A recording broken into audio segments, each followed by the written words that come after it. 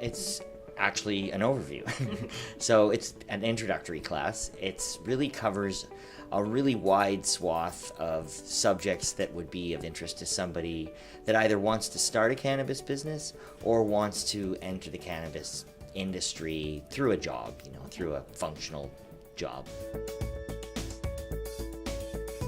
We talk about the history of cannabis, and then we'll have a unit on all of the legal stuff. So what the pertinent laws and regulations are, and also the licensing regime. So what's involved in getting a license and the various license types. And we'll talk about plant science. So have a unit on sort of, just how the cannabis plant itself works and why it grows the way it does.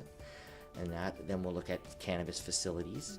So what's the trade-off involved with different approaches to growing, all that kind of stuff. Then we'll look at sales and marketing and R&D, cannabis testing labs, and we're going to look at cannabis advocacy as well. So I'll have an advocacy group come in and talk to us.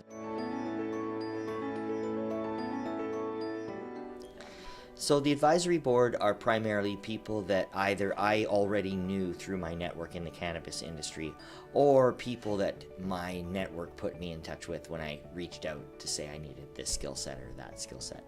And they cover all of those different functions I was talking about as well. So we have master growers, we have operations people, we have QA, we have somebody who's involved with the biggest testing lab in Canada, marketing people, and all the rest. So.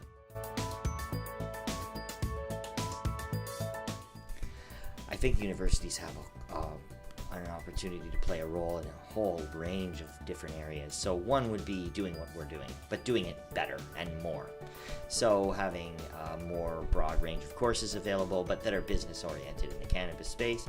So maybe having one course that's just about cannabis retail. That would be a great example. And then that could be an elective in our retail program, but it could also be an elective across the entire university. So that would be a great fit.